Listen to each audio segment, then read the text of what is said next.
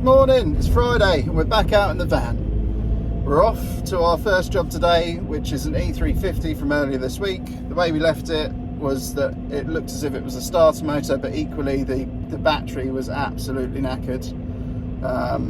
But you know, there's always a chance if you give it a good charge that it would then pass the test. So we charged it overnight for the customer, retested it, and unfortunately it failed the test. So we've got a new battery along with the starter motor. So we'll get them fitted and get this E350 back on the road. Right, so you join me under the E350. I'm just going to show you where the starter motor is before we take it out.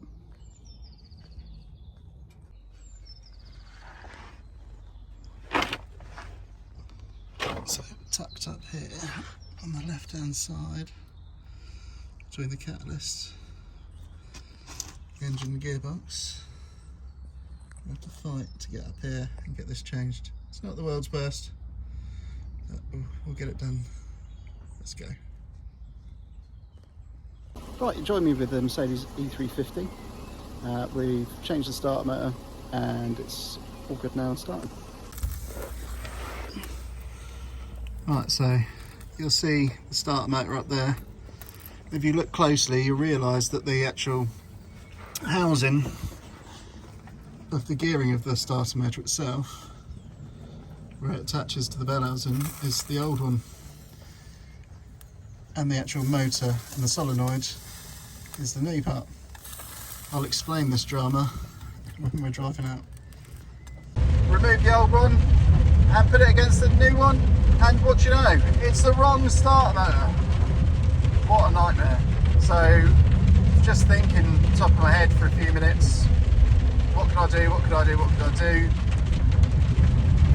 And I was looking at it and I thought to myself, right, the only thing that's different on this starter motor is the actual housing itself that goes into the bell housing and sort of houses the gearing that engages the starter motor, that engages the flywheel.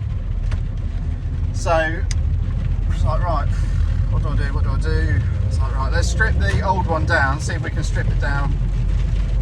At the end of the day, that's exactly how you would have refurbished them. You would have taken them all apart, either swapped the bad solenoid, or you would have repaired the bearings or changed the brushes on the motor.